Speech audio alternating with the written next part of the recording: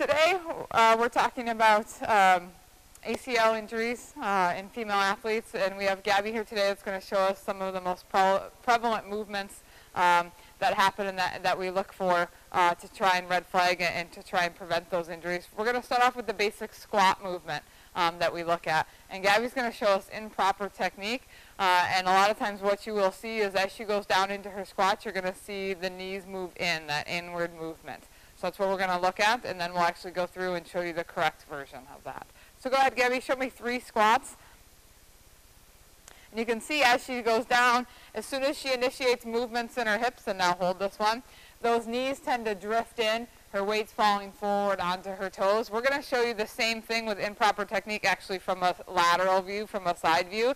And you can see as she squats down, her weight's shifting forward onto the toes, and that's, again, her weight is in her knees rather than in her hips. And again, that femur is starting that inward rotation, which is causing that knee to drift in. Okay. Now we're going to ask Gabby to turn back forward, and we're going to actually show, she has great technique, we're going to show proper technique with that squatting motion, which means her hips are engaged. Why we want the hips engaged is that so as she's a volleyball and softball player, as she absorbs in those jumping skills and those movements and change directions, her hips are able to take the initial impact rather than the knees, limiting that knee rotation, hopefully eliminating that shear force that really initially is what causes a lot of ACLs to snap and go. So let's see the good technique Gabby has here. And she's sitting back on her heels. You see slight movement at the knees, but again, very little, no inward movement. We see nice alignment.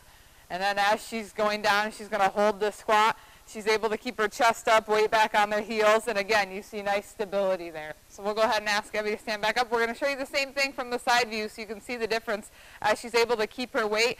And watch as her first initial movements, you want to see the hips go back. The hips are going to engage. Hips should always move before the knee if we're moving in proper sequential pattern. If our knees move before our hips, that's a red flag that we've got a little bit of discrepancy going on. With how we should absorb force. Good, hips are going back, slight movements at the knees, weights on the heels.